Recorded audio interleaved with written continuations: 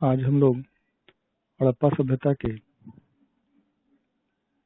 Religious condition पे चर्चा करेंगे, धार्मिक दशा पे चर्चा करेंगे और ये हड़प्पा सभ्यता का अंतिम वीडियो होगा।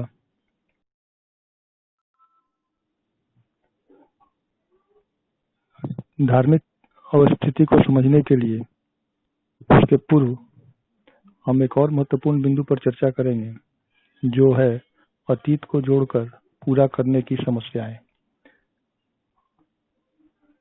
हम यह देखेंगे कि किस प्रकार एक पुरातत्वविद जो है अपने कार्य में विभिन्न प्रकार की समस्याओं से जूझता है। वह किस प्रकार हमारे समक्ष एक ऐसे काल का इतिहास सामने रखता है जिसका ज्ञान उसे सिर्फ और सिर्फ प्राप्त पूरा वस्तुएं ही करा पाती हैं। तो इस स्थिति में सबसे पहले जो उसे समस्या का सामना करना पड़ता है वो है लिपि का ज्ञान न होना। सिंधु सभ्यता के संदर्भ में हम जानते हैं कि अभी तक हम वहाँ की लिपि को पढ़ नहीं पाए हैं। इस कारण हमारी जो जानकारी है इस सभ्यता के संबंध में अभी भी अधूरी है। संभव है कि जब लिपि पढ़ ली जाए तो इस सभ्यता के संबंध में जो हमारी जानकारियां हैं, इन जानकारियों में कई प्रकार के बदलाव हो सकते हैं। लिपि का ज्ञान न होना यह अपने आप में पुरातत्वविदों के कार्य में एक बहुत बड़ी बाधा उत्पन्न करता है। दूसरी जो समस्या है वो जैविक पदार्थों के सड़ जाने की समस्या है। जो भी पूरा वस्तुएं प्राप्त होती हैं वो उस पदार्थ की बनी होती हैं जो लंबे समय तक भी सुरक्षित रह पाती हैं, परंतु जैविक पदार्थ लंबे समय तक सुरक्षित नहीं रह पाते हैं। उदाहरण के तौर पे यदि कोई आवास सिंधु सभ्यता के समय में लकड़ी या घास फूस का बना होगा तो हम उस आवास के साक्ष्य प्राप्त नहीं कर पाएंगे, क्योंकि वो चीजें कहीं न कहीं इतने लंबे समय अंतराल में सड़कर समाप्त हो गई हैं। इस कारण एक समग्र चित्र प्रस्तुत कर पाना कहीं न कहीं कठिन हो जाता है। तीसरी जो महत्वपूर्ण समस्या मिलती है वो ये कि जो भी वस्तुएं प्राप्त होती हैं वो टूटी हुई अवस्था में लगभग होती हैं या ऐसी वस्तुएं ही मिलती हैं जिसे लोग उस समय अनुपयोगी मानकर फेंक दिए होते थे। तो इस रूप में जब समग्र रूप से पूरा वस्तुएं प्राप्त नहीं होती हैं तो उसका समग्र चित्रण करना भी काफी कठिन हो जाता है। चौथी जो समस्या है वो समस्या है खोजों का संयोगिक होना। खोजें प्रारूपिक नहीं होती हैं। संयोग कहने का अर्थ ये है कि जब किसी स्थल की खुदाई होती है तो वहां से जो वस्तुएं हमें प्राप्त होती हैं वो संयोग मात्र होती हैं। इसका कोई प्रारूप नहीं है कि यहाँ से या किसी समय में किसी स्थान की जो वस्तुएं हैं हमको मिलेंगी ही। जो वस्तुएं प्राप्त होती हैं वो संयोगवश होती हैं और उन्हीं वस्तुओं के आधार पर इतिहास का चित्रण करना होता है। हम जो चीजें चाहते हैं वो चीजें हमें प्राप्त नहीं हो सकती हैं, जो मिलती हैं वो संयोगवश ही मिल पाती हैं। इसके बाद जो एक महत्वपूर्ण बात है इस संबंध में कि जो भी पूरा वस्तुएं प्राप्त होती हैं वो उनका वर्गीकरण करना। वर्गीकरण की भी कई समस्याएं होती हैं। मुख्य रूप से वर्गीकरण के जो आधार बनाए जाते हैं वो दो हैं। सबसे पहला तो ये कि जो पूरा वस्तुएं हैं वह किन चीजों की बनी है, यानी उसे बनाने में किस प्रकार के पदार्थों का प्रयोग किया गया है। दूसरी जो वर्गीकरण का आधार अपनाया जाता है वो है उसके उपयोगिता के आधार पर, यूज के आधार पर, कि लोग उस वस्तु का इस्तेमाल किस रूप में करते हैं। उपयोगिता के आधार पर वस्तुओं के वर्गीकरण में एक जो समस्या आती है वो है उसके संदर्भ की समस्या और उसकी व्याख्या की समस्या। अर्थात वह जो वस्तु है आखिर उसका इस्तेमाल लोग किस रूप में करते होंगे, इसके लिए कोई ना कोई संदर्भ खोजा जाता है। यह संदर्भ वर्तमान होता है, यानी आज की जो हमारी जानकारी होती है हम उसी के आधार पर, उसी को संदर्भ मानते हुए हम उस वस्तु की व्याख्या करने का प्रयास करते हैं कि आखिर उस समय में लोग इस वस्तु का या जो वस्तु हमें प्राप्त होती है किस रूप में इस्तेमाल करते होंगे। इस संबंध को, इस व्याख्या की समस्या को और संदर्भ की समस्या को अभी हम धार्मिक विषय पर जब चर्चा करेंगे तो इसमें हम इस चीज को भी समझने का प्रयास करेंगे कि किस प्रकार पूरा वस्तुएं जो प्राप्त होती हैं उसकी व्याख्या करने में समस्याएं आती हैं या किस प्रकार से हम संदर्भ लेते हैं। तो आइए चलते हैं धार्मिक दशा की व्याख्या में। धार्मिक दशा की व्याख्या करने में कई ऐसी चीजें प्राप्त हुई हैं जिसके आधार पर जो पुरातत्वविद या इतिहासकार हैं वो लोग तत्कालीन समय के अर्थात सिंधु सभ्यता के धार्मिक स्थिति की विवेचना करते हैं। हमें माँ त्रिदेवी की मूर्ति प्राप्त हुई है, पुरोहित राजा की मूर्ति प्राप्त हुई है, विशाल स्नानागार जैसा कि आप पीछे वीडियो में भी देख चुके हैं, कुछ अग्नि वेदिकाएं कालीबंगा और लोथल से मिली हैं, कुछ लिंग पूजा के साक्ष्य मिले हैं, कुछ ऐसी मुहरें हैं जो हमें तत्कालीन समय के धर्म से परिचित कराने का प्रयास करती हैं। तो आइए एक एक कर इनको हम समझने का प्रयास करें कि ये जो चीजें हमें प्राप्त हैं इसके आधार पर किस प्रकार से वर्तमान संदर्भ को रखते हुए एक इतिहासकार धार्मिक स्थिति की चर्चा करता है। और यहाँ आप इस बात को भी समझ पाएंगे कि सिंधु सभ्यता में धर्म की स्थिति क्या थी। तो सबसे पहले हम देखेंगे माँ त्रिदेवी की मूर्ति। आप देख रहे हैं ये माँ त्रिदेवी की एक मूर्ति है, ये माँ त्रिदेवी की एक मूर्ति है। और यह मूर्ति इस प्रकार की मूर्ति आप दूसरे तस्वीर में देख सकते हैं, हमें कई मिली हैं अलग अलग स्थानों से, सिंधु सभ्यता के अलग अलग स्थानों से कई मूर्तियां इस प्रकार की मिली हैं। इन मूर्तियों को देखकर जो इतिहासकार हैं वो ये अनुमान लगाते हैं कि कहीं ना कहीं वहां पर किसी नारी शक्ति की पूजा होती होगी। इसका संदर्भ समझने का प्रयास करें, बड़ा ही रोचक है। आज भी आप देखें तो भारतवर्ष के लगभग प्रत्येक गांव में आपको कोई ना कोई एक देवी का मंदिर मिल जाएगा और लगभग गांवों की अपनी एक देवी होती हैं जहां लोग उनकी पूजा करते हैं। अलग अलग नामों से हम इन्हें जानते हैं। इस आधार पर चूंकि हमारे यहाँ अभी भी नारी पूजा प्रचलित है, तो इस कारण से इस प्रकार की मूर्तियों को देखकर इतिहासकार इस बात का अनुमान लगाते हैं कि तत्कालीन समय में मातृ देवी की पूजा होती होगी।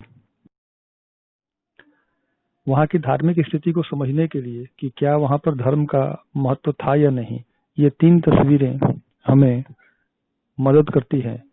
एक यह तस्वीर जो आप देख रहे हैं ये पुरोहित राजा की मूर्ति है।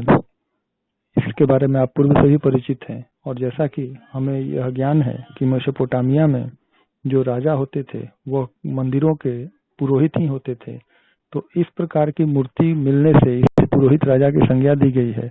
और इतिहासकारों का मानना है कि हो सकता है कि वहां पर धर्म का महत्व हो और धार्मिक जो संस्थाएं हैं वो काफी महत्वपूर्ण रही होंगी और वही शासन भी संचालित करती होंगी। तो ये इस बात का द्योतक है कि कहीं ना कहीं वहां पर धर्म का प्रभाव रहा होगा। इस तस्वीर में जो दूसरी तस्वीर है, इस तस्वीर में आप देख रहे हैं ये विशाल स्नानागार की तस्वीर है। इसमें हम लोग पूर्व में भी चर्चा कर चुके हैं कि इस विशाल स्नानागार को इतिहासकारों का मानना ये है कि ये कहीं ना कहीं उस समय किसी धार्मिक अनुष्ठान के लिए ही इस्तेमाल किया जाता होगा। आज भी हमारे यहाँ स्नान जो है वो हमारे धार्मिक क्रियाकलाप से जुड़ा हुआ है। साल भर में विभिन्न तिथियों को हम नदियों में स्नान को काफी महत्व देते हैं, सामूहिक स्नान को महत्व देते हैं। तो ऐसा इतिहासकारों का मानना है कहीं ना कहीं यह जो संरचना है इस रूप में बनाई हो गई होगी कि इसका जो प्रयोग है वह धार्मिक मान्यताओं या धार्मिक प्रथाओं के पूरा करने के लिए किया जाता होगा। तीसरी तस्वीर जो आप देख रहे हैं ये असल में वहां की तस्वीर नहीं है, ये एक काल्पनिक तस्वीर है। ये आपको बताने का प्रयास किया गया है, ये एक अग्नि वेदिका है। ऐसी तस्वीरें या ऐसी अग्नि वेदिकाएं आप कई जगहों पर देखते होंगे, मंदिरों में या यज्ञों में। ये जो अग्नि पूजा के जो साक्ष्य हैं जो हमें कालीबंगा और लोथल से मिले हैं, आज के अगर संदर्भ में देखें तो अभी भी हिंदू धर्म में अग्नि को काफी महत्व है। हम अग्नि को देवता मानकर पूजा करते हैं। हमारे किसी भी शुभ कार्यों में अग्नि का विशेष महत्व होता है। तो इस प्रकार के अग्नि कुंड मिलने से ऐसा माना जाता है कि कहीं ना कहीं उस समय भी अग्नि पूजा का प्रचलन होगा या देवी देवता के संबंध में धारणाएं लोगों के बीच रही होगी। तो ये कहीं ना कहीं उस समय के एक धार्मिक स्थिति को बताने के लिए महत्वपूर्ण है। एक जो महत्वपूर्ण साक्ष्य हमें मिलते हैं इन पत्थरों के रूप में, ये आप देख सकते हैं, ये एक लिंग के आकार के पत्थर हैं। लिंग पूजा के साक्ष्य के तौर पर इन पत्थरों का इतिहासकारों द्वारा इस्तेमाल किया जाता है। जैसा कि हमें पता है हमारे हिंदू धर्म में मुख्य रूप से जो सर्वाधिक मंदिर आपको दिखाई देंगे वो भगवान शिव के होते हैं। भगवान शिव के जो मंदिर होते हैं वहां पर हम लिंग रूप में उनकी पूजा करते हैं। और इस प्रकार के पत्थरों को मिलने से इतिहासकारों के संबंध में वर्तमान की जो समझ है उस समझ के आधार पर इस प्रकार के पत्थरों को कई विद्वान मानते हैं कि ये कहीं ना कहीं लिंग पूजा के साक्ष्य के रूप में हो सकते हैं और तत्कालीन समय में भी इन पत्थरों की पूजा की जाती होंगी। वैसे इस संबंध में विद्वानों में मतभेद है। कुछ विद्वान इसे चौसर नामक खेल में फेंके जाने वाले पासे के रूप में भी मानते हैं। चाहे जो भी हो, इस प्रकार के पत्थर जो हैं वह कई जगहों से और व्यापक मात्रा में मिले हैं, तो ये एक लिंग पूजा के साक्ष्य के रूप में दिखाई देते हैं। अब अगर हम मोहरों की बात करें, मोहरों हमें किस प्रकार से धार्मिक दशा की व्याख्या की समझ देते हैं। आप याद करें पहले वीडियो में, और अगर आपने किताब पढ़ी होगी तो पहला लाइन ही आपके बुक में इस चैप्टर का यही है कि मोहरें हड़प्पा सभ्यता की सर्वाधिक महत्वपूर्ण पूरा वस्तुओं में से एक है और मोहरों के आधार पर हम हड़प्पा सभ्यता से संबंधित कई बातों को जान पाते हैं। यहाँ पहली जो मोहर देख रहे हैं, यहाँ पर एक योगी का चित्र दिखाया गया है। एक ऐसे व्यक्ति का चित्र दिखाया गया है जो योगी की मुद्रा में बैठा हुआ है। आप नीचे वाले तस्वीर में भी देख सकते हैं, ये जो मुद्रा है ये ऋषि मुनियों की मुद्रा है। और अगर आप वर्तमान समय में भगवान शिव को स्मरण करें, उनके तस्वीर को स्मरण करें, तो उनके बैठने की जो मुद्रा है वो इसी प्रकार की मुद्रा है। इतिहासकार इस मुद्रा को आद्य शिव का नाम देते हैं। इस मुहर का नाम रखा गया है आद्य शिव। और एक बात और आप ध्यान दें, ये देखिए ये मुद्रा खंडित मुद्रा है। ये मुहर जो है वो खंडित मुहर है, ये टूटी हुई मुहर है। अभी हम लोग चर्चा कर रहे थे कि बहुत सारी पूरा वस्तुएं हमें टूटी हुई अवस्था में प्राप्त होती हैं। तो ये एक जो मुहर है ये कहीं ना कहीं भगवान शिव के कि उस समय के जो लोग हैं वो कहीं ना कहीं शंकर भगवान जैसे कोई ऐसे देवता रहे होंगे जिनकी पूजा की जाती होंगी। इन तस्वीरों में आप कई पशुओं को देख रहे हैं। पशु आज भी हमारे यहाँ महत्वपूर्ण है और हम कई पशुओं को देवी देवता के रूप में हम उसकी पूजा भी करते हैं। हमारे धर्म में पशुओं का बड़ा महत्व है। प्रत्येक जो हमारे ईश्वर हैं उनके कहीं ना कहीं वाहन के रूप में भी हम पशुओं को अंकित करते हैं। तो ये अपने आप में पशु की पूजा और पशु देवता के रूप में ये एक योगी की मुद्रा में बैठे हुए व्यक्ति की पूजा का संकेत देता है। उसी प्रकार आप इस मुहर में देख सकते हैं, यहाँ पर पीपल के पत्ते दिखाई दे रहे हैं।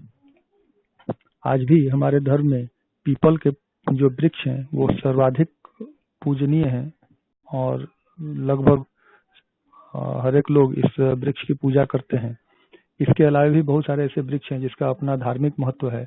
इस रूप में इतिहासकारों का मानना है कि कहीं ना कहीं जो सिंधु सभ्यता के लोग थे वो प्रकृति के पूजक थे, वो नेचर की पूजा किया करते थे।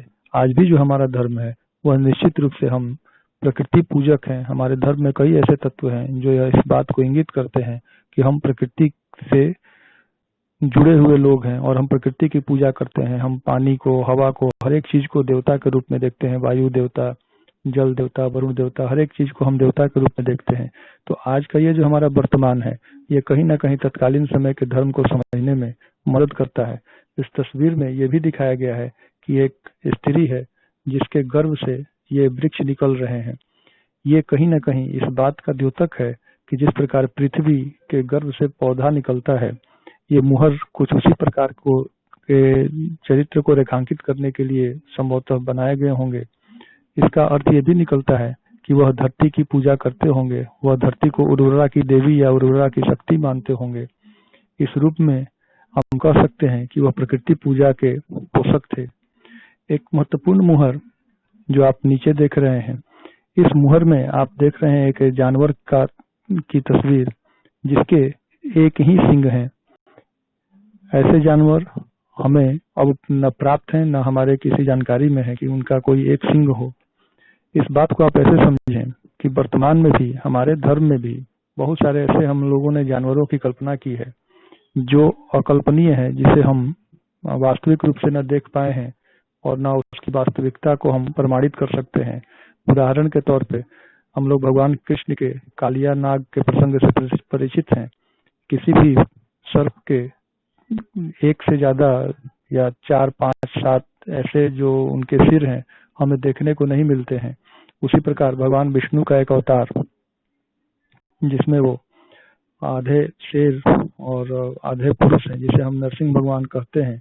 तो इस प्रकार की जो एक कल्पना है वो कहीं ना कहीं पशुओं को या देवी देवताओं के साथ जोड़ने की कोशिश की जाती है, और इस रूप से हम सिंधु सभ्यता के धर्म को समझने का प्रयास करते हैं। तो कुल मिलाजुलाकर ये कहा जा सकता है कि लिपि के अभाव में हम अभी भी सिंधु सभ्यता के संबंध में जो जानते हैं वो निश्चित रूप से कम है, और इस रूप में जो धार्मिक दशा की हमारी व्याख्या है यह हमारे वर्तमान समझ और प्राप्त पूरा वस्तुओं के आधार पर ही है।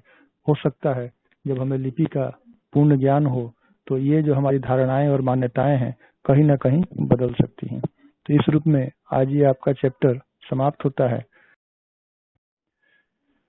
कई ऐसे व्यूअर्स हैं जो प्रतियोगिता परीक्षा के लिए इस चैनल को देखते हैं। इस बात की मुझे बड़ी खुशी है कि अगर आप प्रतियोगिता परीक्षा में इसका लाभ उठा सकें तो इस चैप्टर को प्रतियोगिता परीक्षा के दृष्टिकोण से पढ़ने के लिए आपको कुछ टिप्स देना चाहता हूं।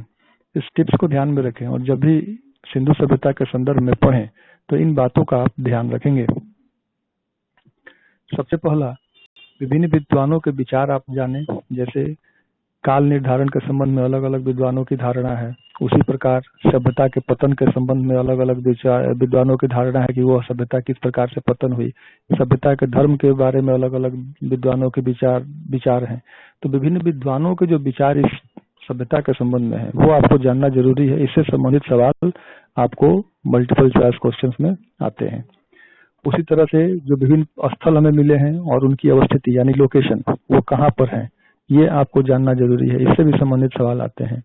दूसरा, स्थलों की खोज किसने की और कब की, ये महत्वपूर्ण टॉपिक है। आप इसे जरूर एक नोट्स बना लें। आप 10-15 ही महत्वपूर्ण जो स्थल हैं जिसके बारे में बार बार पूछा जाता है, मोहनजोदड़ो है, हड़प्पा है, लोथल, कालीबंगा, बनवाली, धौलावीरा, राखीगढ़ी, सुरकोटदा, सुतका गेंडोर, ये कुछ ऐसे स्थल हैं जिसके बारे में बार बार पूछा जाता है। उसी प्रकार महत्वपूर्ण जो पूरा वस्तुएं हैं वो कहाँ से प्राप्त हुई हैं। जैसे मातृ देवी की मूर्ति कहाँ से मिली है, या पुरोहित राजा की मूर्ति कहाँ से मिली है, एक सिंह वाला मुहर कहाँ से मिला है। तो कुछ बहुत सारे ऐसे पूरा वस्तुएं हैं जिनका एक पर्टिकुलर स्थल आपको, जैसे अग्नि वेदिकाएं कहाँ से मिली हैं तो कालीबंगा लोथल से मिली हैं। तो इस प्रकार के जो पूरा स्थल हैं उन्हें आप जरूर ध्यान में रखेंगे। उसी प्रकार व्यापारिक संबंध इसका किन क्षेत्रों से था और मुख्य रूप से व्यापार की वस्तुएं क्या थी, कौन सी वस्तुएं कहाँ से मंगाई जाती थी। जैसे राजस्थान से तांबा प्राप्त करते थे। तो ये इस प्रकार के कुछ प्रश्न आते हैं। उसी प्रकार आपको पता है कि नगर नियोजन प्रणाली जो है वो सिंधु सभ्यता का सर्वाधिक महत्वपूर्ण विशेषता है। तो नगर नियोजन प्रणाली के संबंध में भी सवाल पूछे जाते हैं। जैसे दुर्ग क्षेत्र किस दिशा में होता था, या दुर्ग क्षेत्र किसके आवास के लिए होता था, स्नानागार दुर्ग में मिला है या कहाँ मिला है। कुछ इस प्रकार के आपको क्वेश्चन नगर नियोजन प्रणाली से भी पूछे जाते हैं। उसी प्रकार धर्म के संबंध में कि वहाँ के लोग किस प्रकार के धर्म को मानने वाले थे। आपको 4 पॉइंट्स दिए जा सकते हैं कि वह मातृ देवी की पूजा करते थे, प्रकृति की पूजा करते थे, पशु की पूजा करते थे, इनमें से सभी या कोई नहीं। इस तरह से सवाल भी आपसे पूछे जा सकते हैं। उसी प्रकार महत्वपूर्ण मुहरे, उनमें प्राप्ति स्थल कहाँ से मिले हैं और उन पर अंकन, जैसे योगी की मुद्रा में कौन कौन से जानवर दिखाई दे रहे हैं। इस प्रकार के आपको सवाल मिलेंगे। जो सीनियर व्यूअर्स हैं यानी जो प्रतियोगिता परीक्षा के जो तैयारी कर रहे हैं, आप विभिन्न किताबों से या अलग अलग तरह के जो मटेरियल्स हैं आप उससे तैयारी करते हैं। ये वीडियो मुख्य रूप से क्लास 12 के लिए था, लेकिन मैंने ध्यान रखा कि इससे प्रतियोगिता परीक्षा के छात्रों को भी लाभ मिल सके। तो आप जो अन्य किताबें पढ़ें इन बिंदुओं को निश्चित रूप से समझने का प्रयास करें, दिमाग में रखने का प्रयास करें।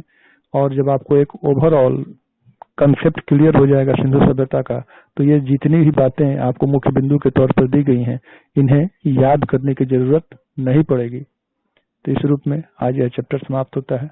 उम्मीद करता हूँ आपको पसंद आया होगा। अगर आया हो तो जरूर मुझे कमेंट्स करके बताएं। वीडियो को सब्सक्राइब करें, लाइक करें। आप इसे जितना फैलाएंगे उतना ही तत्परता से मैं इस पर काम करूंगा।